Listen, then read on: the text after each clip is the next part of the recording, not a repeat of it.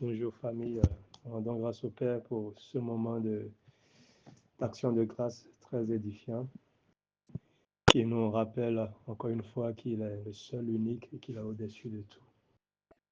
Donc le message de ce matin ira dans la même dynamique selon que le Seigneur le veut. Amen. Je vais me demander de pouvoir ouvrir nos Bibles dans Ésaïe 36, verset 16.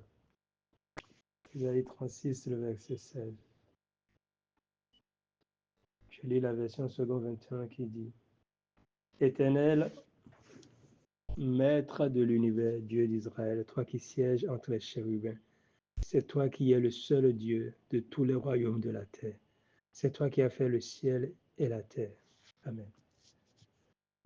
Éternel, Maître de l'univers, Dieu d'Israël, toi qui sièges entre les chérubins, c'est toi qui es le seul Dieu de tous les royaumes de la terre. C'est toi qui as fait le ciel et la terre. Amen. On va lire également Acte 17, verset 24. Suivons bien Acte 17, verset 24, qui va aussi dans le même sens que le passage qu'on vient de lire. Acte 17, verset 24, où il est dit ceci: Le Dieu qui a fait le monde et tout ce qu'il contient, c'est le Seigneur du ciel et de la terre. Il n'habite pas dans les temples construits par les hommes. Verset 25, il n'a pas besoin qu'on le fasse vivre. Rien ne lui manque. En effet, c'est lui qui donne à tous la vie, le souffle et tout le reste. Amen. Verset 26. À partir d'un seul homme, il a créé tous les peuples pour qu'ils habitent sur toute la terre. Il a tracé les limites de leur pays. Il a fixé le moment des saisons. Amen. Voyez, ce passage nous montre encore une fois combien le Seigneur, l'Éternel, est le seul, unique, le Tout-Puissant. Il est fondamental que nous puissions constamment garder cette vérité à l'esprit. Qu'importe l'environnement dans lequel nous nous retrouvons, qu'importe la situation à laquelle nous sommes confrontés, il est primordial pour nous de pouvoir toujours garder à l'esprit cette vérité, à savoir que notre Père est le seul, l'unique, créateur des cieux et de la terre, créateur de tout l'univers. Il est l'architecte de toutes choses, celui qui détient tout pouvoir, toute autorité, toute souveraineté. Il est celui qui domine sur tout, il est celui qui a tout planifié, il est celui qui a tout prévu. Rien, absolument rien, n'échappe à son contrôle. Et lorsque nous gardons à l'esprit cette vérité, l'implication directe, c'est que ça nous rend plus détendus. Et vous savez, on l'a déjà vu ici plusieurs fois dans Matthieu 6, où il est dit: ce que j'essaie de faire ici, c'est de vous détendre, c'est de vous aider à vous détendre. La finalité, c'est qu'on soit détendu, c'est qu'on puisse véritablement profiter du repos qu'il y a en lui. Parce que la vie avec le Seigneur, c'est une vie de repos. Ce n'est pas une vie où on est là tout le temps à cogiter. Non, non. En fait, il y a des choses qui ne sont pas de notre ressort, mais nous-mêmes, nous allons prendre ça. C'est un peu comme un fardeau qui ne t'appartient pas, mais tu dis: non, je dois porter le fardeau là. Oh, ce n'est pas à toi. Il est dit: euh, venez à moi, vous tous qui êtes fatigués et chargés, et je vous donnerai du repos. Il est dit: déchargez-vous sur lui de tous vos soucis, de toutes vos inquiétudes. Déchargez-vous. Mais malheureusement, je dirais, je ne sais pas trop, mais paradoxalement, beaucoup d'entre nous essayons encore de garder par devant nous des fardeaux. Nous essayons de régler les situations par nous-mêmes. Nous essayons de produire des choses. Nous pensons que c'est nous qui le produisons et qu'on doit fournir un effort. Oh, tu ne produis rien. Tout ce que tu as n'est que pure grâce. Et cela nous est dit d'ailleurs dans, je pense, 1 Corinthiens 4. 1 Corinthiens 4, le verset 7, si j'ai bonne mémoire. Oui, 1 Corinthiens 4, 7, qui dit: en effet, qui te rend supérieur aux autres? Tout ce que tu as, c'est Dieu qui te l'a donné, n'est-ce pas? Et si tu l'as reçu, pourquoi te vanter comme si tu ne l'avais pas reçu? Amen. Je relis encore. En effet, qui te rend supérieur aux autres? Qui te rend supérieur aux autres? On va décortiquer ça rapidement. Vous voyez, en fait, tout est écrit, hein? Donc, c'est pourquoi il est important pour nous de pouvoir méditer, de pouvoir méditer. Il ne s'agit pas juste de citer des versets, de dire ici, non, non. Il ne s'agit même pas d'aller devenir un agent permanent d'église, des assemblées, où tu passes tout ton temps dans une assemblée 24 heures sur 24, 7 jours sur 7. Non, ce n'est pas de ça qu'il s'agit. Mais il s'agit de vivre la vérité. Il s'agit de vivre la parole du Seigneur. C'est de ça qu'il s'agit. Et là, il est dit, qui te rend supérieur aux autres? En fait, qu'est-ce que l'apôtre Paul essaie de nous faire comprendre là? Il essaie de nous faire comprendre que, mon frère, ma soeur, tu n'es supérieur à personne. Tu n'es supérieur à personne. Et personne n'est supérieur à toi. Je reprends. Tu n'es supérieur à personne et personne n'est supérieur à toi. Il n'y a pas de classification. Mais ne pas comprendre, c'est béaba de la vie avec le Seigneur emmène aujourd'hui bien de personnes à être victimes des abus de certaines personnes qui se disent être des leaders ecclésiastiques ou des leaders religieux et tout. Et voilà. Et amène d'autres à abuser du peuple qui les écoute, qui les suit. Pourquoi? Parce qu'ils se voient comme étant supérieurs ou les autres les voient comme étant supérieurs et les idolâtrent pratiquement. Or, ici, Paul dit, 1 Corinthiens 4, 7, Paul dit, qui te rend supérieur aux autres? Et il continue, dit, tout ce que tu as, c'est Dieu qui te l'a donné. Tout ce que tu as. Il dit, tout ce que tu as, c'est Dieu qui te l'a donné. Tout, sans exception. Peu importe ce que tu vas me citer. Il y a des choses, tu vas me dire, mais non, mais ça, c'est moi-même qui l'ai fait. C'est moi-même qui... Non. Il a dit, tout ce que tu as, même ce que tu penses avoir produit des efforts de toi-même pour l'avoir. Tu as dit, mais attends, moi j'ai veillé, moi j'ai prié, moi je me suis privé de sommeil, moi j'ai beaucoup étudié, moi j'ai fait ci, moi j'ai fait de hautes études, moi pendant que vous vous amusez, moi je m'enfermais dans ma chambre, je n'avais pas de distraction, tout le temps j'étais dans mes cahiers, je ne faisais qu'apprendre. Tout ce que tu as, tout ce que tu as, c'est Dieu qui te l'a donné. Moi, je suis très organisé. Moi-même, franchement, moi, je savais déjà, depuis l'âge de 15 ans, je savais déjà ce que je deviendrais demain. J'ai tout planifié. Et ça se déroule exactement tel que je l'ai planifié. Mon frère, ma soeur, tout ce que tu as, c'est Dieu qui te l'a donné. Et tout ce que ton prochain a, c'est Dieu qui le lui a donné. Vous voyez un peu, comprendre ça, qu'est-ce que ça peut permettre déjà? Ça t'éviterait, ça éviterait aux gens ça, de te jalouser, ou ça t'éviterait de jalouser quelqu'un. Parce que tu te dis, non, tout ce que la personne a, ce n'est pas lui. Aujourd'hui, on voit qu'il y a beaucoup qui envient leur prochain, beaucoup qui convoitent ce que les autres ont. Et ça, c'est devenu, comment dirais-je, une, une mode dans bien de milieux ecclésiastiques aujourd'hui, où on appelle ça, en fait, cette convoitise à peine voilée est transformée en, en un sujet de prière ou en un acte prophétique où on dit qu'il bon, faut se connecter à la personne pour recevoir ce qu'elle a. Pourquoi? Parce que tu regardes ce que le Seigneur fait dans la vie de la personne, au travers de la vie de la personne, et tu convoites. La convoitise des yeux. La convoitise des yeux. Tu convoites ça. Et tu dis, je veux ça. Et, et comme on est dans un marché de dupes, l'autre aussi va te dire, oui, je vais te donner ça, comme si ça lui appartient. On dit tout ce que tu as, t'a été donné. Et toi, tu viens dire, tu vas donner ça à l'autre. C'est ta chose. Est-ce que tu sais comment tu l'as eu? Je ne sais pas. Et donc, on dit, bon, pour que tu l'aies, il faut que tu puisses me faire la coubette pour moi. Tu vas venir laver ma voiture tous les jours. Tu vas venir faire la vaisselle chez moi, faire le ménage chez moi. Tu vas venir faire ci. Tu deviens mon coussier. Et on pense que c'est en faisant cela qu'on va obtenir ce que le Seigneur a donné à l'autre. Quelle ignorance. Ouais, on va t'exploiter, tu seras exploité. Mais la vérité est que ce n'est pas ce que tu fais à l'autre qui détermine ce que tu as. Tout ce que tu as vient de la part du Seigneur. Tout ce que l'autre a vient de la part du Seigneur. Et c'est le Père, l'Éternel, le Créateur de toutes choses, qui décide de ce qui est pour X ou Y, qui décide de ce qu'il donne à X ou Y, indépendamment de nos œuvres, indépendamment de nos mérites. Il n'y a aucun mérite en cela. Il n'y a aucun effort en cela. C'est une pure grâce. Et donc, Paul d'ajouter, si tu l'as reçu, pourquoi te vanter comme si tu ne l'avais pas reçu? C'est dans ça qu'on est aujourd'hui.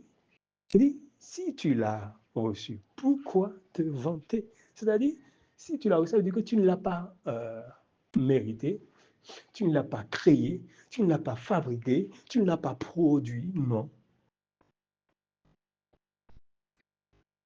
Tu n'as pas produit ce que tu appelles ta vie de prière. Tu n'as pas produit ce que tu appelles ta foi. Tu n'as pas produit ce que tu appelles don spirituel. Tu n'as pas produit ça. Moi, j'ai tel don spirituel. Moi, j'ai ci, moi, j'ai ça. Tu n'as pas produit ça. Ah, moi, je suis très intelligent. Moi, je suis très ci, très ça. Tu n'as pas produit ça. Cela t'a été donné. Et Paul dit, mais si tu l'as reçu, pourquoi te vanter? Pourquoi tu te vantes? Comme si tu ne l'avais pas reçu. Pourquoi tu fais comme si c'est toi-même qui a produit ça? Comme si c'est par tes efforts, par tes mérites, par ton savoir-faire. Non, tu n'as pas un savoir-faire. Ce que tu appelles savoir-faire, là, même t'a été donné. Puisqu'il est dit que c'est lui qui produit en nous le vouloir et le faire selon son bon plaisir à lui. C'est lui qui le produit en nous. Remarquez l'expression qui a été employée là. Dans le livre de Philippiens, on dit, c'est lui qui produit. L'usine de production n'est pas à notre niveau. L'usine de production n'est pas au niveau de celui que tu appelles bishop ou pasteur, parce qu'il y en a qui vont dire que c'est moi qui t'ai fait. C'est moi qui ai fait de toi ce que tu es. Du coup, tu me dois allégeance toute ta vie, même quand ce que je fais n'est pas correct. Et c'est là où on va sortir quelque chose qui est en train de prendre de l'ampleur aujourd'hui. Euh, mal compris. On va dire donc, tu dois couvrir mes erreurs, tu n'as pas à m'exposer. On va te sortir l'exemple des fils de Noé qui ont couvert la nudité de leur père.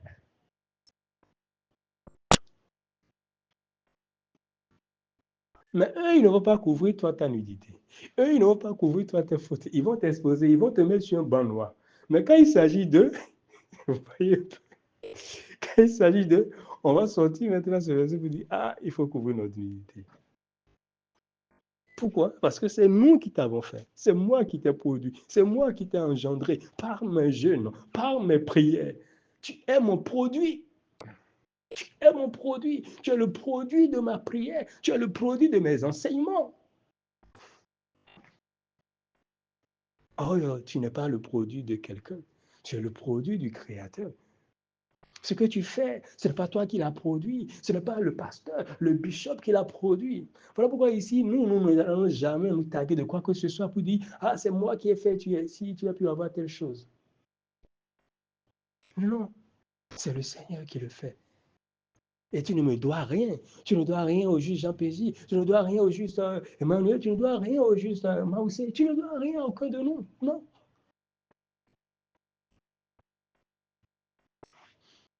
Le Seigneur peut m'utiliser, peut utiliser X, Y. Et un jour, donner une parole, un enseignement, un message que tu vas écouter. Et après l'enseignement, le message, tu t'appuies maintenant sur ce message et une situation dans laquelle tu étais depuis des mois, depuis des années, sera décantée.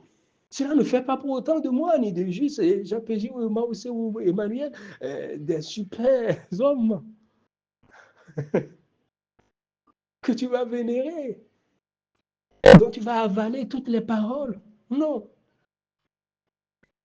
Mais derrière nous, derrière ce qu'on dit, tu dois pouvoir avoir le discernement nécessaire et reconnaître le Créateur, le Seigneur. Car c'est lui qui fait toutes choses. C'est ça le point ce matin. C'est lui qui crée toutes choses. C'est lui qui orchestre toutes choses. C'est lui qui décide de tout. Il est le maître de l'univers. Aucun bishop n'est maître de l'univers. Tu n'es même pas maître de ta propre vie et tu vas te bomber le torse pour dire que tu es quoi. Au point de dire, de menacer des gens, au point de dire qu'ils vont maudire des gens, au point de dire que il te donne 2 jours, il te donne 3 jours, il te donne 1 an, il te donne 2 ans. Alors qu'il ne sait même pas lui-même si le lendemain il pourra se réveiller.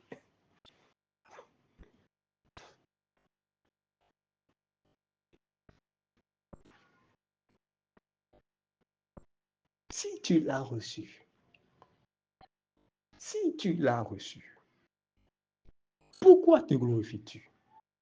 Pourquoi te vantes-tu comme si tu ne l'avais pas reçu? Pourquoi? Ça vient d'où? Bien-aimés, soyons humbles. Apprécions ce que le Seigneur fait pour nous. Apprécions ce que le Seigneur fait pour notre frère et notre soeur. Réjouissons-nous de ce que le Seigneur fait dans la vie de notre frère et de notre soeur. Réjouissons-nous de ce que le Seigneur fait dans notre vie. C'est tout. Pas besoin de s'enorgueillir, pas besoin de bomber le torse, pas besoin de montrer que tu es supérieur à qui que ce soit. Tu ne l'es même pas. Personne n'est supérieur à personne.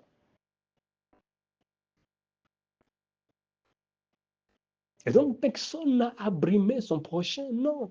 Parce que dès lors que tu brimes ton prochain, en fait, tu es en train de méconnaître Christ en lui. Tu es en train de méconnaître le Créateur en lui, puisque l'empreinte du Créateur est en chacun de nous. Le Créateur d'une œuvre a toujours son empreinte sur son œuvre. Est-ce qu'on est d'accord? Toute œuvre créée par quelqu'un porte la marque de son Créateur. Je reprends. Toute œuvre créée par quelqu'un porte la marque de son Créateur. Le téléphone Samsung porte la marque Samsung.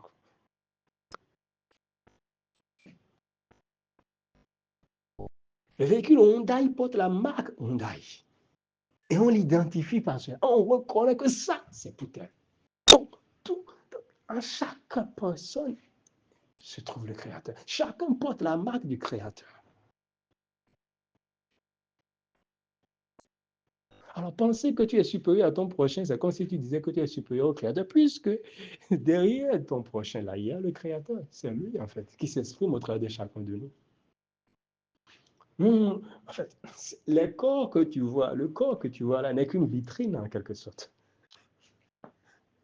Mais il y a quelque chose à l'intérieur. Pour dire, il y a quelqu'un à l'intérieur. Mais ne t'attarde pas sur la vitrine. Regarde ce qui est à l'intérieur. Tiens compte de ce qui est à l'intérieur.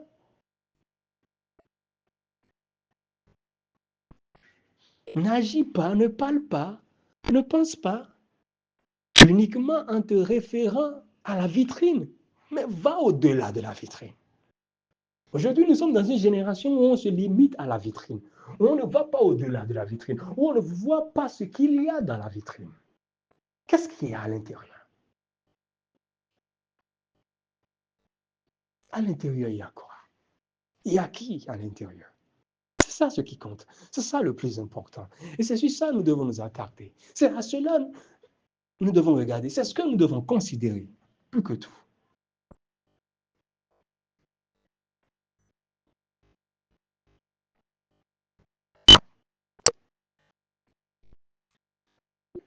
Notre Père est au-dessus de tout. Il est le créateur de tout. Il est le créateur de tout. Et devant lui, personne ne peut se prendre comme étant supérieur. C'est lui qui a mis en nous le souffle de vie. C'est lui qui renouvelle nos souffles de vie. Ce n'est pas parce que tu as une bonne hygiène de vie que le souffle de vie t'est renouvelé aujourd'hui, mon frère, ma soeur. Non, ce n'est pas ça. Ce n'est pas parce que tu penses avoir une bonne hygiène de vie. Non pas que je refuse d'avoir une bonne hygiène de vie, non, il n'y a pas de souci. Mais il est important que tu reconnaisses que ce n'est pas ton hygiène de vie qui conditionne ou détermine le fait que tu sois en vie aujourd'hui, non. Mais si tu es en vie aujourd'hui, c'est la grâce du Seigneur. C'est lui qui t'a donné. C'est lui qui t'a donné tout ce que nous avons. Tout nous a été donné par lui. Le souffle de vie nous a été donné par lui. Voilà pourquoi nous devons de lui rendre grâce à tout moment. Nous devons lui rendre grâce à tout moment. C'est lui qui a tout fait. Et écoutez, Ésaïe 42, 5, il dit, Dieu le Seigneur a créé le ciel et il l'a déroulé. Ésaïe 42, verset 5, je reprends. Dieu le Seigneur a créé le ciel et il l'a déroulé. Il a étendu la terre avec toutes les plantes. Il donne la vie au peuple qui l'habite, le souffle à ceux qui y vivent. Voici ce qu'il dit à son serviteur. Verset 6, moi le Seigneur, je t'ai appelé par une décision juste. Je te prends par la main. C'est moi qui t'ai formé. En toi, je réalise mon alliance avec le peuple. Tu es la lumière des habitants de la terre. Ça, c'est ce qu'il dit à son serviteur.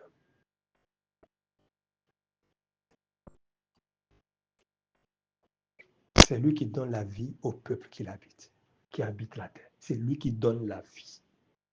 C'est lui qui donne la vie. C'est l'Éternel qui donne la vie. Ce n'est pas une autre personne, quelqu'un qui donne la vie. C'est l'Éternel qui donne la vie. Même dans nos affaires, c'est lui qui donne la vie. Dans ton foyer, c'est lui qui donne la vie. Dans tes finances, c'est lui qui donne la vie. Dans ta santé, c'est lui qui donne la vie. À tous les niveaux, c'est lui qui donne la vie. Et question, si lui, il donne la vie, est-ce que quelqu'un d'autre peut retirer cette vie-là? Vous pensez? On dit c'est lui qui donne la vie. S'il a donné la vie, y a-t-il un être qui soit si fort, si puissant, si redoutable, au point de te retirer ce que l'Éternel t'a donné? Je pense que non. Dans tout l'univers, il n'existe pas. Il n'en existe pas. Mais malheureusement, aujourd'hui, bien de personnes croient à tort qu'il existerait d'autres êtres, qu'il existerait un être qui soit en mesure d'ôter la vie, de reprendre la vie, de reprendre ce que l'Éternel t'a donné. Et c'est là où on va sortir des histoires du genre, il y a un dévoreur. Le dévoreur va venir dévorer ta santé. Oh oui, on est en fin d'année, on ne le dira jamais assez. C'est la période où la psychose est généralisée. C'est la période où le vent de la peur est soufflé un peu partout.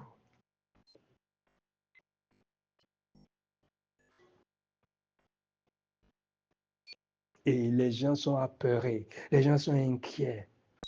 Dès qu'ils entendent un bruit sur le toit de leur maison, on se dit, ah, c'est ce qu'on m'a dit ça. Ah, on est en fin d'année, ça c'est déjà, c'est ça. Ils sont venus sucer mon sang. Qui t'a dit? Tu as lu ça où? Parce qu'on a regardé des films qui nous ont un film, c'est une imagination. Bon, quelqu'un reste assis chez lui, même toi-même tu peux le faire. Tu restes assis chez toi et tu imagines un scénario. Tu peux imaginer un être avec trois têtes, avec cinq queues, avec huit bras. Tu imagines ça et qui vient et qui attaque les gens et qui arrache des choses. Tu imagines ça et tu mets ça en film. Tu fais passer le film. Et c'est diffusé, c'est diffusé, c'est diffusé. Ça touche plus de personnes. Tu sais l'effet que ça aura? Les gens vont finir par croire qu'il existe vraiment un tel être. Mais un tel être n'existe pas. Un tel être n'est que le fruit de ton imagination. Mais ils vont croire.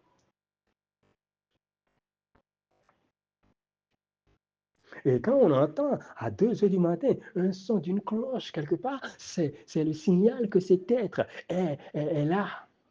Ça, c'est ce que tu as décrit dans le scénario du film. Et donc, quand quelqu'un est chez lui à la maison, et à 2 heures du matin, peut-être, il entend quelqu'un quelque part, peut-être, le son de la cloche quelque part, ou un bruit d'un hibou. Hein? Hibou, pauvre hibou, pauvre hibou. Les hiboux ne sont pas des créatures du Seigneur. C'est fini. Il va paniquer, il va dire, ah, ça veut dire que l'être là est en train de venir déjà. Il faut que je me lève dans la prière. Méconnaissance totale de qui on est, méconnaissance totale de qui est en nous, méconnaissance totale de qui est notre Père, méconnaissance totale de là où nous sommes véritablement assis, positionnés, alors qu'il est dit que nous sommes assis dans les lieux célestes, au-dessus de toute autorité, de toute domination, de toute principauté. Et conséquence, on commence par créer soi-même ce qui n'existe pas. Pourquoi? Parce qu'il est dit ceci, bien aimé. Il y a une vérité sur laquelle il est important qu'on revienne. Vous savez, il est dit que le Seigneur amène à l'existence ce qui n'existe pas. Il appelle les choses comme si elles existaient. Et il a ce pouvoir d'amener à l'existence ce qui n'existe pas. Et cela vient à l'existence.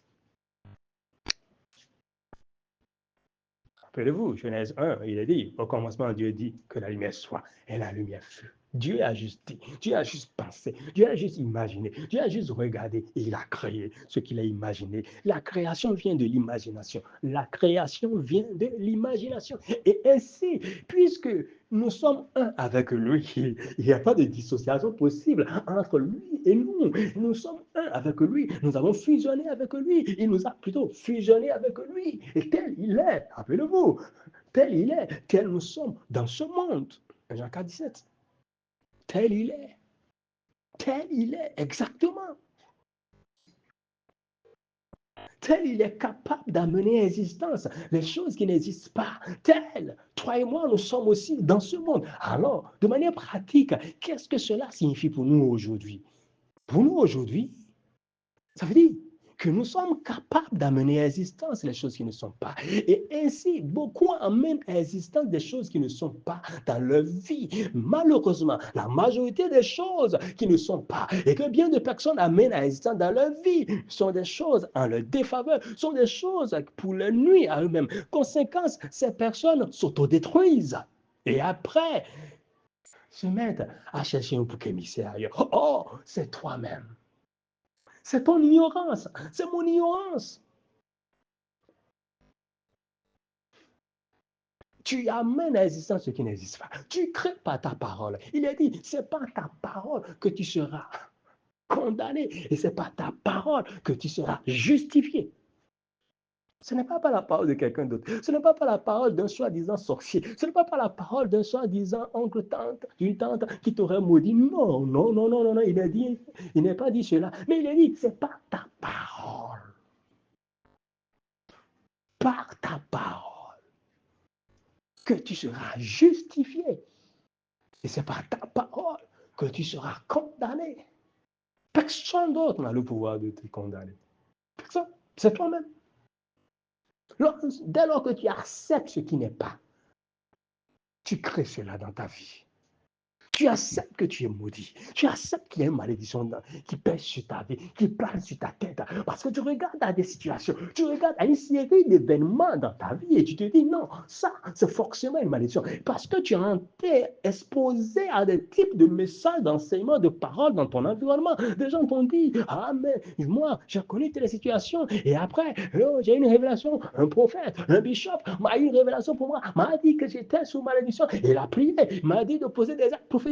J'ai posé les actes prophétiques. Et après, la situation a été décantée. Et toi, tu regardes, tu vois que il semblerait avoir une similitude entre ce que tu es en train de vivre actuellement et ce que le frère, la soeur te raconte.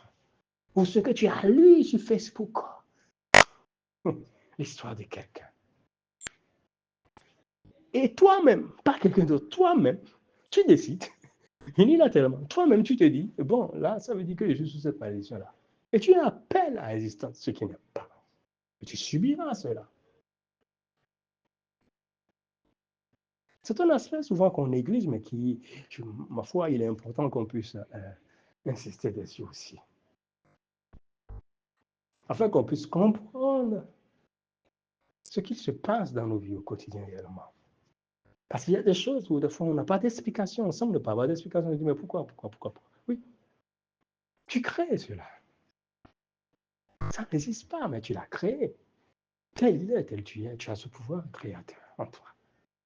Mais qu'est-ce que tu crées? Voilà la grande question. Qu'est-ce que tu crées? Qu'est-ce que tu crées, mon frère, ma soeur? Qu'est-ce que tu crées? Et vous savez, ce à quoi tu es fréquemment exposé influencerait ce que tu es capable de créer, ce que tu créeras plutôt. Pourquoi on ne dira jamais assez? Faisons attention à ce que nous écoutons, à ce que nous lisons, à ce que nous voyons. Faisons attention à l'environnement dans lequel nous nous retrouvons. si tu sens, tu vois que, évidemment, ce que les gens disent, ce que les gens font là, ça risque de m'amener à imaginer des choses qui sont en non-conformité avec ce qui est la vérité. Alors, il faut te retirer tranquillement. Il faut prendre tes distances, tout simplement. Sans rancune, sans animosité, mais tu prends tes distances. Pourquoi? Parce que c'est fondamental pour toi. Sinon, tu vas t'auto-détruire tôt ou tard. Tu peux dire non, ça ne fait rien, non, mon frère, ma soeur, laisse-moi te dire que ça va t'affecter tôt ou tard. Ça, je peux te le garantir. J'en ai déjà vu. Pas une personne, pas deux personnes, pas trois personnes, pas cinq personnes, pas 10 personnes. Ça, là, ça ne manquera pas. Ça va t'affecter tôt ou tard. C'est comme ça. Ça va t'affecter. Ce à quoi tu es exposé, ce que tu lis, on t'envoie plein de trucs. Et c'est toi, tout le temps, tu vas lire des enseignements bidons. J'appelle ça ainsi, des enseignements bidons. Et tu passes ton temps dans ça. Et après, tu viens écouter, nous ici dimanche. Non, pardon, mon frère, ça ne peut pas aller. Ça, c'est du mélange. Et il y a un mélange qui ne peut pas marcher. Tu ne peux pas mélanger l'huile et l'eau. C'est pas possible. Non. Ce mixage n'est pas possible.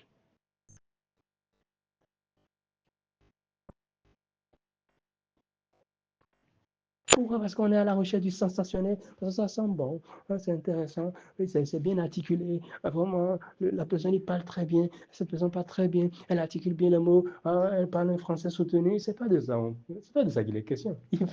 Ah oui, l'environnement est bien, oh, la musique, les jeux de lumière, tout y est, vraiment, oui. Ça, c'est l'âme, c'est ton âme. Ici, il ne s'agit pas de l'âme, il s'agit de l'esprit, parce que tu es esprit.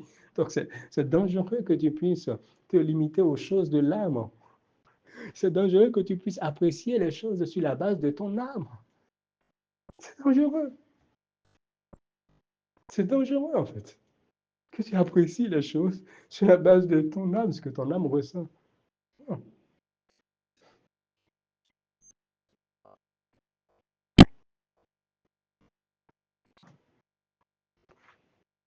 Alors, on va lire encore.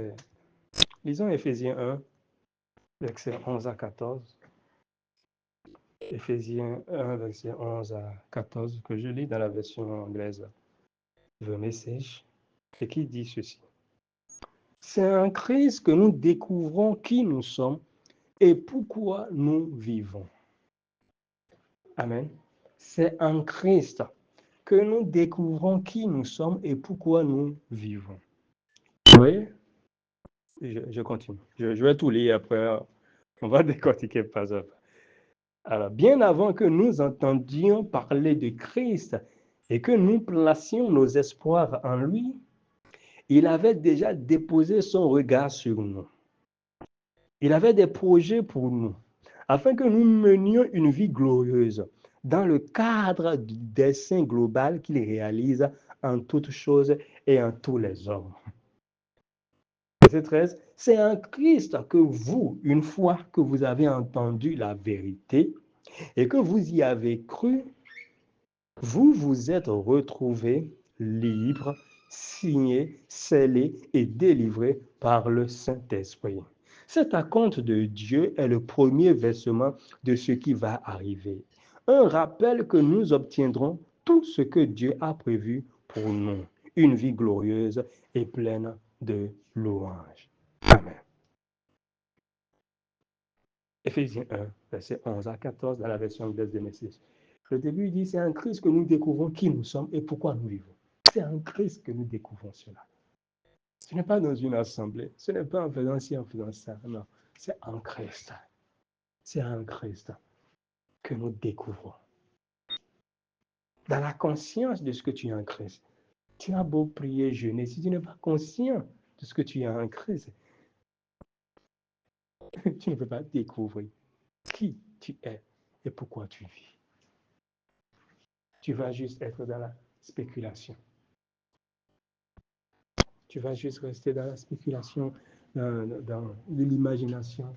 Alors que non, on dit c'est en Christ que nous découvrons qui nous sommes et pourquoi nous vivons. On ne vit pas pour nous-mêmes, mais on vit pour lui. En réalité, si on veut être plus pointilleux, On dirait qu'on ne vit pas, mais c'est lui qui vit. Et c'est d'ailleurs ce que Paul vient dire plus tard, en fait, dans Galates 2, 19 à 20. Si je vis, ce n'est pas moi qui vis, ce n'est plus moi qui vis, mais c'est le Christ qui vit en moi sa vie. La vie, il y a une version, je crois, TPT ou DNC qui dit, mais la vie que vous me voyez vivre, ce n'est pas ma vie. Mais c'est le Christ qui vit en moi sa vie.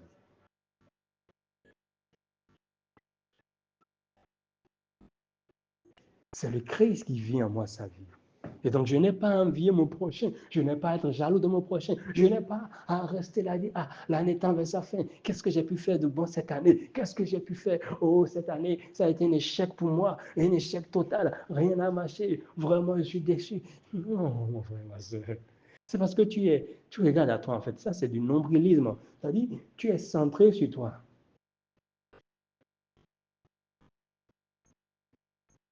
Tu ne regardes pas plus loin que ton nombril. Tu es juste centré sur toi. Oh, tu n'es pas au centre. Tu n'es pas au centre. Au centre, c'est Christ, en fait. Au centre, c'est Christ. Et non toi.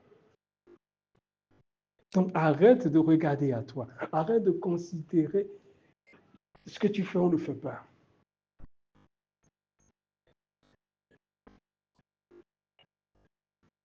Toi et moi, nous ne sommes juste que des canaux d'expression de Christ. Ou encore, nous sommes comme des panneaux d'indication. Nous sommes comme des panneaux publicitaires. Nous sommes comme des panneaux.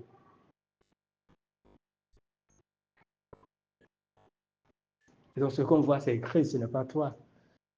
Personne ne s'attache sur le panneau pour dire, oh, le panneau, non. Mais quel est le message? Quel est le message que transmet ce panneau? Quel est le message que ce panneau m'apporte? De quoi il parle? Qu'est-ce qu'il exprime? Qu'est-ce qu'il donne comme information? Et ici, pour nous, c'est Christ. Le message, c'est Christ. Et nous sommes juste des canaux. Donc, on n'a pas à s'orgueillir, à se vanter, à se dire, ah, moi, je suis ici, moi, j'ai fait ça. Le panneau n'a pas à dire que moi, je suis à tel carrefour, moi, je suis positionné au plus grand carrefour du pays, de la ville. Non. Le panneau ne s'est pas pris, ne s'est pas fabriqué lui-même et ne s'est pas déplacé pour se mettre à ce carrefour-là. C'est quelqu'un qui l'a fabriqué, c'est quelqu'un qui l'a pris et qui l'a mis à ce carrefour-là. Et aller mettre un autre panneau à un autre carrefour, peut-être moins en vue. Donc, aucun mérite ne revient au panneau. Aucun mérite.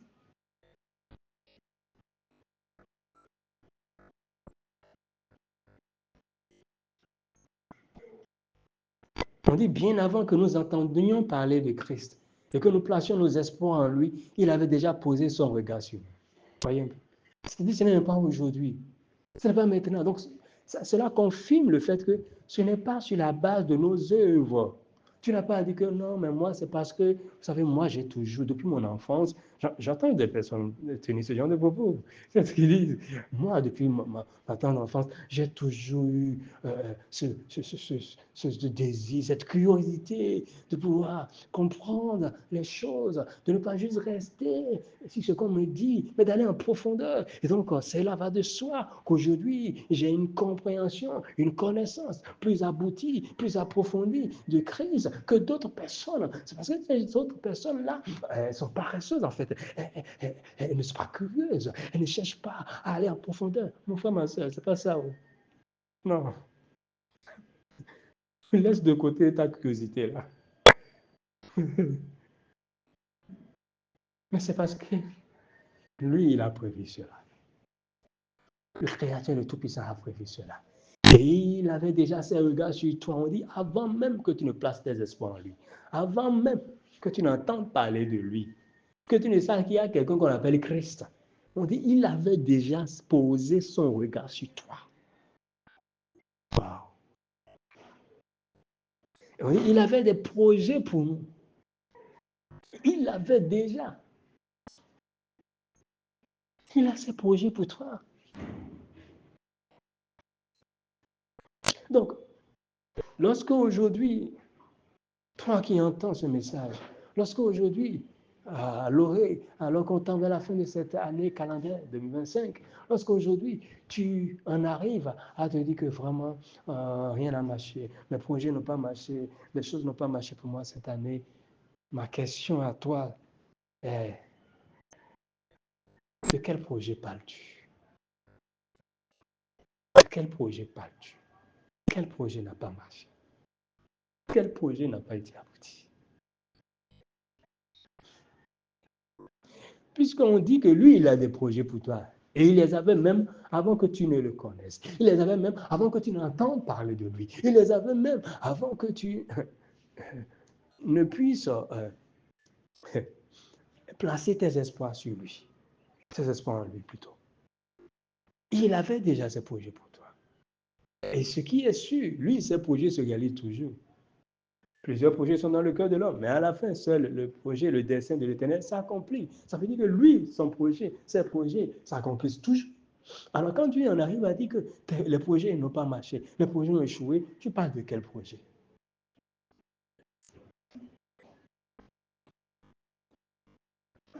Si tu parles de ces projets à lui, alors c'est que tu fais tout faux, puisque lui, ses projets se réalisent toujours.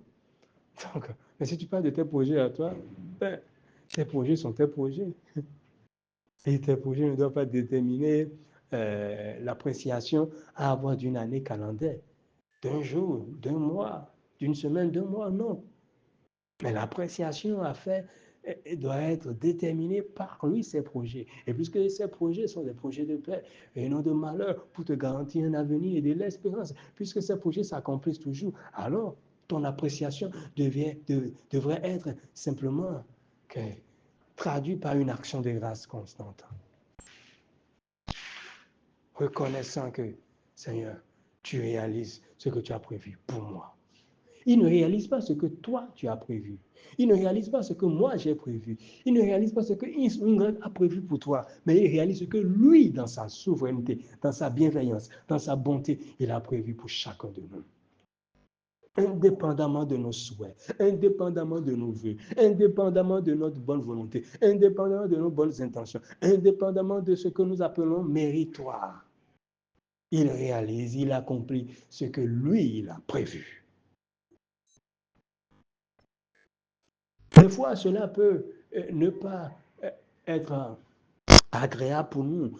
On peut se dire que ça, c'est pas bon. Mais il réalise ce que lui, il a prévu.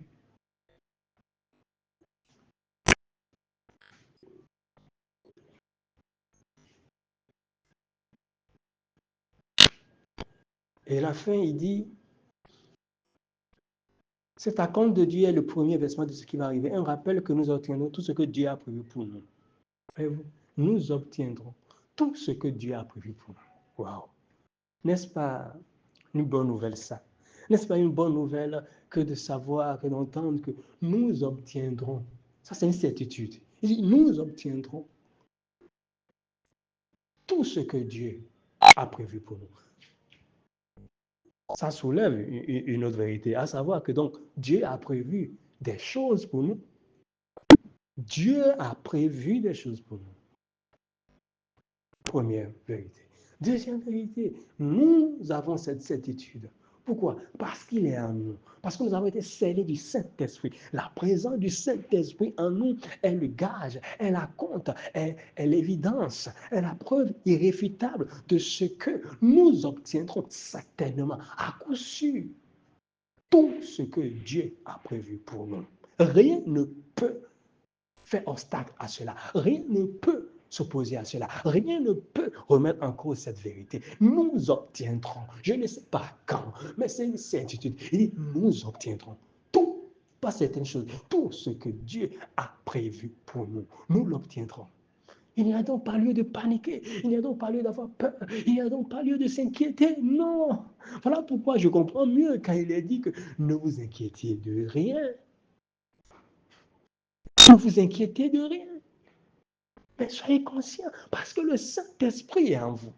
Il est un gage. Il y a une garantie qu'on a mise là. Il y a une garantie à vie qui est là. Et cette garantie fait que vous obtiendrez tout ce que Dieu a prévu pour vous. Et qu'est-ce qu'il a prévu pour nous? Lui seul le sait. Mais ce qui est sûr, tu vas obtenir tout ce qu'il a prévu pour toi. Je vais obtenir tout ce qu'il a prévu pour moi. Personne ne peut empêcher cela. Ce n'est pas possible. À moins qu'il ne soit pas Dieu, à moins qu'il ne soit pas le créateur des cieux et de la terre, à moins qu'il ne soit pas le maître absolu de tout l'univers, à moins qu'il ne soit pas celui qui donne le souffle de vie, à moins qu'il ne soit pas celui à qui tout obéit dans l'univers. Mais aussi vrai qu'il est le Tout-Puissant, aussi vrai qu'il est l'Éternel, élevé au-dessus de tout, à qui tout est soumis, aussi vrai qu'il est cela, nous obtiendrons tout ce qu'il a prévu pour nous. Nous obtiendrons tout ce qu'il a prévu pour nous. Et je termine ce matin l'exhortation par Éphésiens 3. Je pense, oui, Éphésiens 3, verset 10.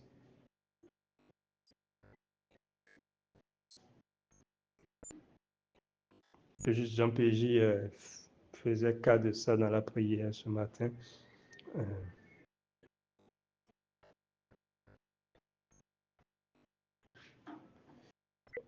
Afin que les dominations, Éphésiens 3, 10, version Louis II, afin que les dominations des autorités dans les lieux célestes connaissent aujourd'hui par l'Église la sagesse infiniment variée de Dieu. Amen. Connaissent la sagesse infiniment variée de Dieu. Ça, c'est le but, en fait, la finalité. Le Père, l'Éternel, notre Seigneur, veut faire connaître au travers de nous sa sagesse infiniment variée. Et c'est là un point central également. Sa sagesse est infiniment variée. C'est-à-dire, tu ne peux pas mettre sa sagesse dans une boîte et dire, ça, c'est la sagesse de Dieu, ça. Souvent, il y a cette expression qu'on entend où des personnes en arrivent à dire, non, tu sais, il faut faire pour de sagesse, hein, la sagesse. Mais c'est quoi tu mets dans la sagesse? Et donc, ce que lui définit par la sagesse, c'est par exemple dans une situation donnée, lui, il a réagi de telle manière, il a eu telle attitude. Et donc, il a fait preuve de sagesse. Il a dit, ça a marché et tout, la situation a été décantée, c'est passé tel qu'on l'aurait souhaité. Et quand la même situation peut se reproduire avec toi, on va te dire, donc fais exactement ça. Non, bien-aimé. Raisonner ainsi, c'est prendre la sagesse de Dieu comme étant invariable. Or, la sagesse de Dieu, il est dit qu'elle est infiniment variée. C'est prendre la sagesse de Dieu comme si elle était invariée. Or, la sagesse de Dieu est infiniment variée. Il n'y a pas à la mettre dans une boîte. Elle est infiniment variée. Et donc, l'intelligence humaine ne peut au grand jamais la cerner, la comprendre et l'accepter. Non. Pour l'intelligence humaine, cela semblerait des fois, très souvent même d'ailleurs, comme étant de la folie. On se dit non, ce n'est pas normal. Ça, ce n'est pas acceptable. Ça ne peut pas se passer comme ça. Mais la sagesse de Dieu est infiniment variée.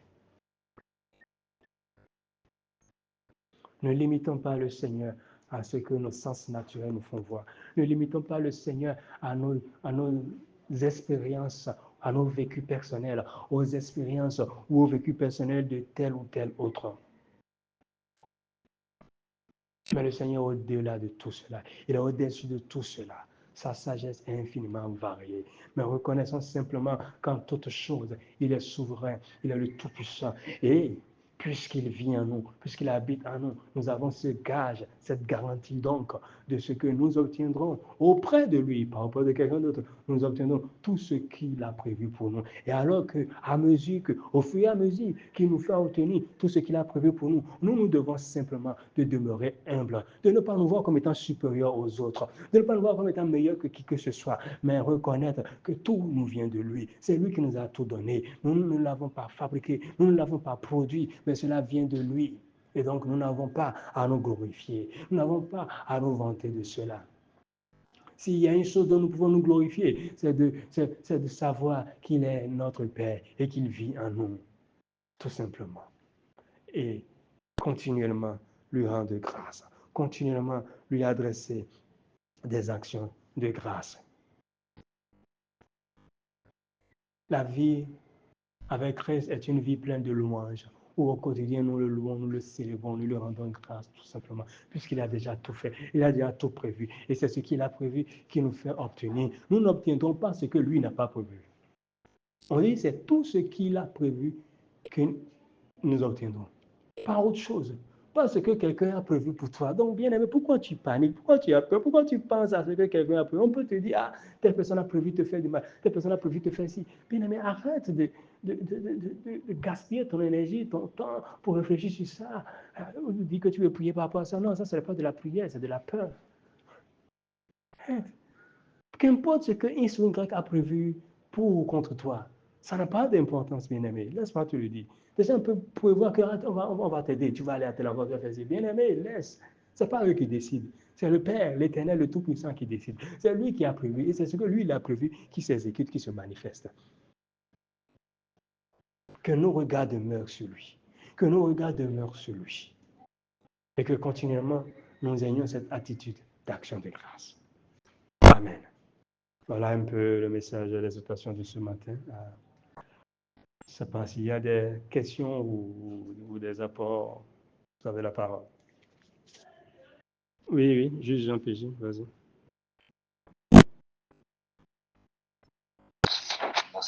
Merci jusqu'à, merci au Seigneur pour la parole de ce matin. Moi, je voulais juste revenir sur un point avec deux versets. Je voulais dire le verset dans les Écritures, Luc chapitre 17, le verset 10. Luc chapitre 17, le verset 10. Je lis dans la version Le Semeur. Il en est de même pour vous quand vous aurez fait tout ce qui vous est commandé. Dites, nous ne sommes que des serviteurs sans mérite particulier. Nous n'avons fait que notre devoir. Je le lis dans la version de Message à partir du verset 7. Donc, Luc 17, verset 7 à 10 dans la version de Message. Supposons que l'un d'entre vous est un serviteur qui rentre après avoir labouré le champ ou gardé les moutons. Lui prendriez-vous son manteau, dresseriez-vous la table et lui diriez-vous, assieds-toi et mange?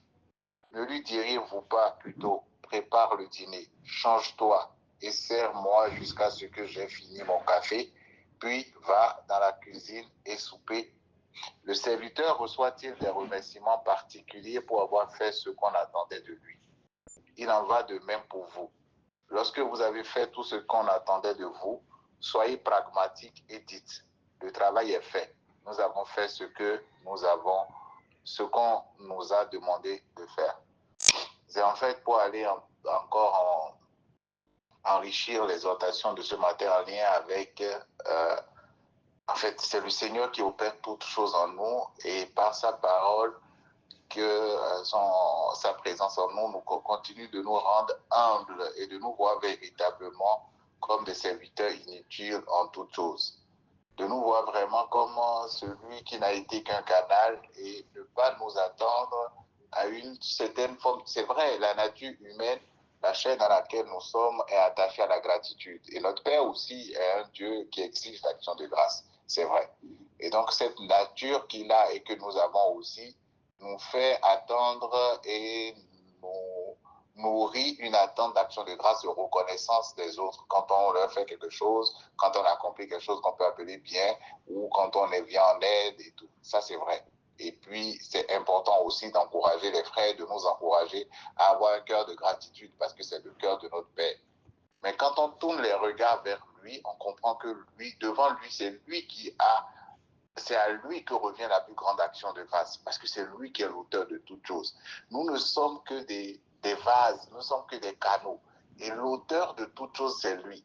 Donc quand on reconnaît que c'est lui qui produit en nous le vouloir et le faire selon son bon plaisir, nous nous humilions sous sa main puissante en fait. Et cela n'a pour fruit que cette humilité à reconnaître que nous ne pouvons rien pour quelqu'un. Moi j'ai l'habitude de dire, aucun homme ne peut rien pour quelqu'un.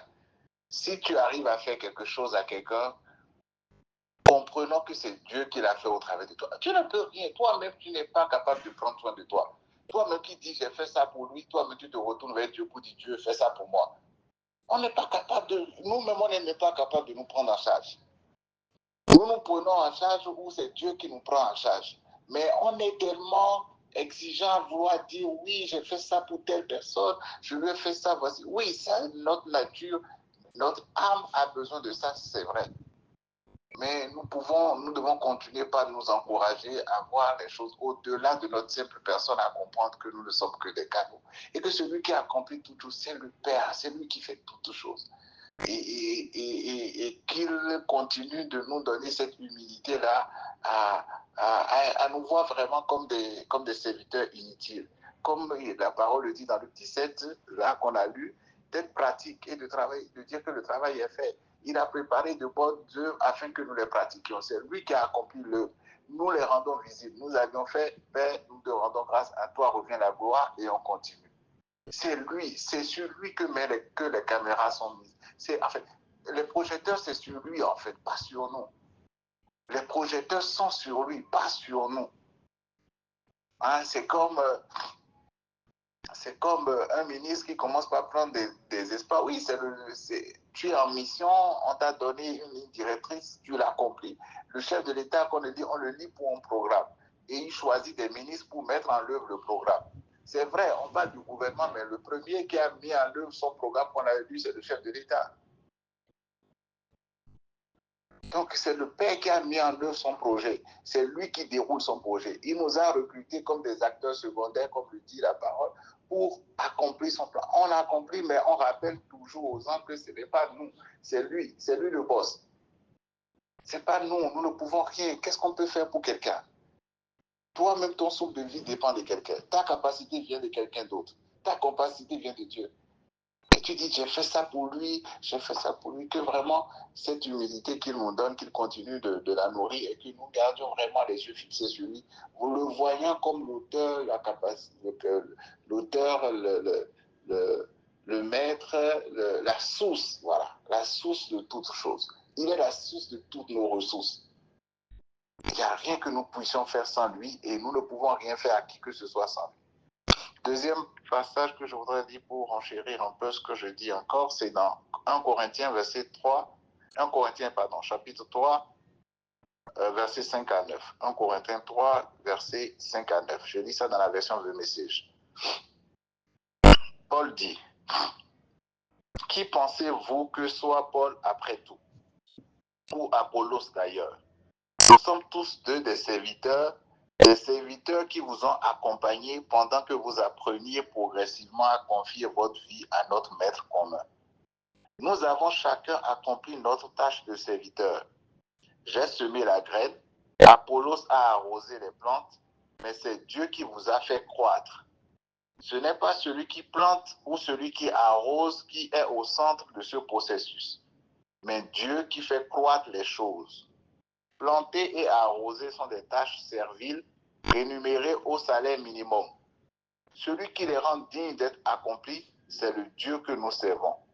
Vous êtes le champ de Dieu dans lequel nous travaillons, ou pour le dire autrement, vous êtes la maison de Dieu. En utilisant le don que Dieu m'a donné en tant que bon architecte, j'ai conçu des plans. Bon, il continue. Je ne lis pas jusqu'à la fin parce que voilà, l'essentiel de ce que je voulais dire est déjà en haut. C'est Dieu qui fait. Ce n'est pas celui qui arrose, ce n'est pas celui qui apporte la parole, ce n'est pas celui qui prêche. Quelle science nous avons, quelle sagesse, quelle science nous avons à pouvoir encadrer des gens, à pouvoir donner une certaine parole pour transformer. C'est Dieu qui fait. Et donc, c'est à lui que revient toute la gloire. Si quelqu'un est béni par un message, nous sommes tous à l'école du maître. Parce que nous-mêmes, nous avons besoin de cette parole-là. Nous nous nourrissons de cette parole. Et donc, celui à qui toute la gloire doit revenir au sein de cette famille en écoutant un quelconque message qui est béni, c'est lui qui bénit par son message. C'est lui qui transforme par son message. C'est à lui que revient la gloire. Nous-mêmes, nous sommes des serviteurs qui nous cherchons. Nous-mêmes, on cherche l'équilibre. Nous-mêmes, on cherche cette paix que le Seigneur prêche au travers de nous. Nous-mêmes, on cherche cette assurance-là que le Seigneur prêche au travers de nous. Nous sommes les premiers à être nous sommes les premiers les consommateurs de ce message à pouvoir en jouir autant que nous tous ici.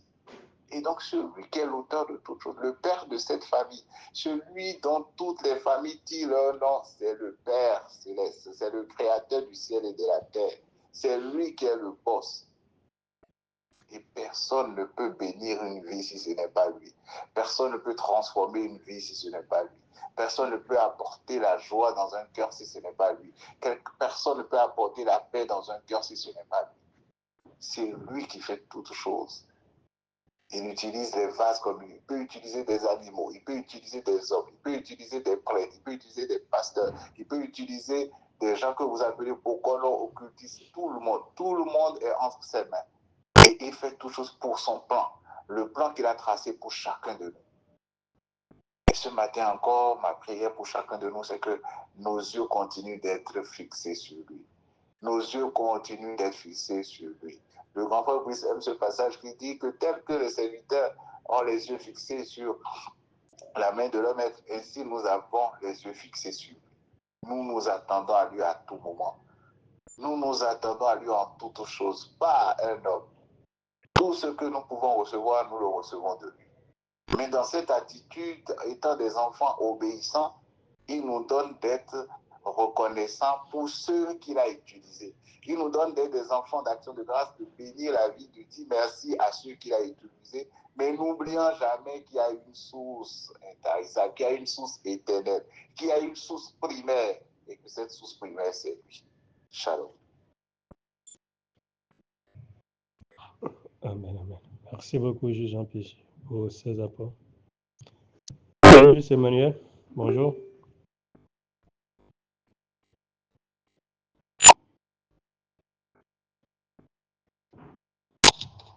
Oui, bonjour la famille. Je crois que nous jouissons d'une excellente forme et que tout le monde va super bien, selon la part de grâce qui nous est accordée gracieusement ce matin. C'est tellement merveilleux ce genre d'exhortation à chaque fois parce que tu as l'impression quand tu l'écoutes, oh mais je l'ai déjà écouté, je l'ai entendu, je sais. Mais tu ne peux pas expliquer ce que ça te fait à chaque fois. Pourtant, tu as l'impression que c'est la même chose que tu entends. Et c'est en cela que quand on parle de la sagesse infiniment variée de notre Père, il peut te dire la même chose tous les jours et ton cœur réagit autrement chaque fois. La joie, chaque fois, est différente. Ce que tu ressens, ce que tu comprends. L'impact, tu ne peux pas expliquer ça. Parce que c'est la parole éternelle de notre Père. Et c'est pour ça que nous nous encourageons mutuellement, nous tous, toujours en disant, écoutons la bonne nouvelle. Continuons d'écouter la bonne nouvelle. Ne nous lassons pas d'écouter la bonne nouvelle. Parce qu'il n'y a pas autre chose. Il n'y a rien d'autre que nous avons. Rien. Rien d'autre que nous avons. Sur ce, j'ai aussi deux passages que je vais partager avec nous. Avant le passage, vous savez, je pense que tout le monde devrait connaître ça. Il y a certaines personnes dans la vie, quand tu passes à peine 30 minutes avec eux, tu as l'impression que tu es un raté, tu es un déchet de la vie, que tu n'es pas venu à quoi tu sais sur la terre. Je suis sûr que tout le monde sait de quoi je parle. Parce que quand ils parlent, tu as l'impression, tu dis, ben, qu'est-ce que je suis venu chercher sur la terre? Genre, tu as l'impression que, mais toi, tu n'es rien. Pourtant, il y en a d'autres. Tu passes les mêmes 30 minutes avec eux, mais tu es heureux d'être sur la terre, de vivre. Pourtant, ce n'est pas les accomplissements ou ta vie qui changent, hein. Simplement la parole que chacune de ces personnes ont laissé entrer dans ton cœur. Juste ce que tu as entendu. Juste en les écoutant. L'autre, tu as passé 30 minutes, tu l'as écouté, tu es complètement en morceaux. Et l'autre, tu as passé le même temps, tu l'as écouté, et tu as l'impression que tu veux sauter d'un immeuble de plusieurs étages et voler, quoi. Qu'est-ce qui a changé? Seulement la parole que tu as écoutée. C'est pour cela, bien-aimé, rendons grâce à Dieu, célébrons notre Père pour cette famille. Comme les Écritures le rapportent, petit troupeau, Dieu, le Père Dieu est bon de te donner le royaume. Ça n'a rien pour attirer le regard. Il n'y a pas de waouh, il n'y a pas des millions de connectés waouh, il n'y a pas des d'exhibition. Non. Il n'y a pas de temps de miracle. Bon, Simon, jusqu'à vous qui avez fait ça souvent là, donne-moi les noms que vous utilisez là. Pour ces temps-là, vous qui avez fait les noms que vous utilisez. Mais dis, si toi, tu en rappelles les noms qu'ils utilisent là, il n'y a pas ça. Pour ces temps-là, il n'y a pas ce genre de truc. Il n'y a pas. Mais c'est comme ça, dans la simplicité, dans ce qui n'a rien pour attirer le regard, le Seigneur fait du bien à chaque vie, donne de l'assurance, communique la joie au cœur, bâtit les vies, permet à chacun d'être heureux où qu'il soit et de ne pas regarder l'étape de sa vie, de ne pas regarder à l'extérieur, de continuer à regarder le Seigneur et donc à l'intérieur. Soyons reconnaissants et heureux pour ce que le Seigneur fait dans cette famille et continuons d'écouter cette bonne nouvelle. Il n'y a rien d'autre, c'est la bonne nouvelle. C'est la bonne nouvelle. Comme Paul dit, maintenant je vous confie à la parole de Dieu. Elle a la capacité de bâtir votre vie, de vous faire vivre ce qu'elle a prévu, cette même parole. Écoutons, écoutons. Je continue toujours quand le juste Giscard parlait des panneaux, que nous sommes comme des panneaux que les gens positionnent. Et vous connaissez le passage de Matthieu que j'aime lire dans le message que les fleurs qui ne se maquillent ni ne se pouponnent, que la plupart ne sont même pas vues, dont notre Père prend soin et qui sont même mieux habillés que le roi Salomon dans toute sa splendeur, sa richesse. Regardez un peu les fleurs qui sont plantées dans nos présidences, les présidences. Regardez comment c'est joli, c'est beau, c'est agréable. Et dans le même temps, regardez les fleurs sauvages. Dans les deux cas, si, comme aujourd'hui, c'est la compétition de la vie, surtout que nous vivons à une époque où les réseaux sociaux, où c'est le bling-bling, c'est ce on montre qui définit la réussite d'une vie. Si tu ne montres pas assez, tu n'as pas assez réussi. Ça, c'est l'ère d'aujourd'hui. Regardez ces fleurs-là. Entre la fleur qui s'est retrouvée à la présidence très jolie, où il y a les autorités qui parlent, les gens passent, et c'est joli, ça rend le cadre très joli. Et la fleur sauvage. Que ce soit l'autre fleur qui est à la présidence et la fleur sauvage, aucune d'entre elles n'a rien fait. Aucune fleur ne s'est levée pour aller se retrouver plantée à la présidence. Ni la fleur sauvage qui est dans la brousse, aucune de ces fleurs n'a choisi où rester. C'est quelqu'un qui les a mis là et qui les a disposées de cette manière-là. Alors imaginez, ces fleurs-là vont commencer par se plaindre. Celle qui est dans la brousse, moi je suis sauvage. Et l'autre va dire non, moi je suis à la présidence. Vous savez, depuis ma tendre enfance, comme je disais jusqu'à, j'ai payé le prix. J'ai pris certaines décisions que vous n'avez pas compris. C'est ça qui m'a conduit aujourd'hui ici. Et je suis à la présidence. Oh, homme aussi orgueilleux. C'est souvent ça. Les fleurs n'ont rien fait. Quelqu'un a choisi de les mettre là. C'est comme ça. Comme les vases vides dans une maison et les vases d'honneur. Et dans tous les cas, la fleur qui est la présidence, personne, on les regarde, c'est joli, mais personne n'ose les toucher. On a peur de cueillir même une feuille. Alors que la fleur sauvage, quand quelqu'un se blesse dans les campagnes, dans les brousses, les gens vont cueillir ces fleurs, utilisent ces feuilles pour des vertus, pour soigner. Vous voyez, dans le même temps, l'autre sait quand même toujours, et l'autre est là, on ne peut même pas toucher. C'est comme ça que notre Père a disposé la vie. C'est pour ça que tu ne peux pas regarder la vie de l'autre et comparer ça avec ta vie. Tu vas te faire du tort, du mal.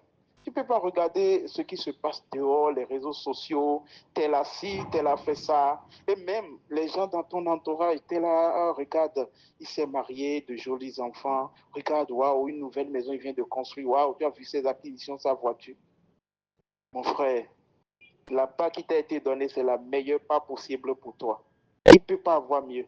C'est la meilleure part possible qui t'a été donnée. Cette vie, c'est la meilleure vie que tu puisses avoir. Sois juste reconnaissant. Et vis, profite de la part qui t'a donnée jour après jour. Continue jour après jour d'être reconnaissant dans cette part qui t'a été accordé. Et par rapport, dans le même sillage maintenant, je vais lire mes deux passages, où Paul disait que ce soit celui qui plante et celui qui arrose, le plus important c'est notre Père. Vous connaissez l'histoire de Lystre. Lorsque Paul a annoncé la bonne nouvelle et a dit au paralytique, lève-toi, et il fut guéri. Je lis l'histoire dans Acte 14, à partir du verset 8 au verset 18. Je suis dans la Bible de Louis II pour gagner du temps. À Lystre se tenait assis un homme impotent, des pieds boiteux de naissance et qui n'avait jamais marché. Il écoutait parler Paul, et Paul fixant les regards sur lui et voyant qu'il avait la foi pour être guéri. Le verset 9 dit voyant qu'il avait la foi pour être guéri, alors que si on remonte un peu plus loin, au verset 7, il disait déjà, ils y annonçaient la bonne nouvelle comme ce que nous faisons. C'est pour ça que c'est juste écouter la bonne nouvelle, juste l'écouter. Ce qui s'est passé ici est qu'il écoutait seulement la bonne nouvelle, c'est tout. Ce n'est pas qu'il a fait quelque chose pour avoir la foi. Donc le verset 9, il écoutait parler Paul, et Paul fixant les regards sur lui et voyant qu'il avait la foi pour être guéri, dit d'une voix forte, lève-toi droit sur tes pieds.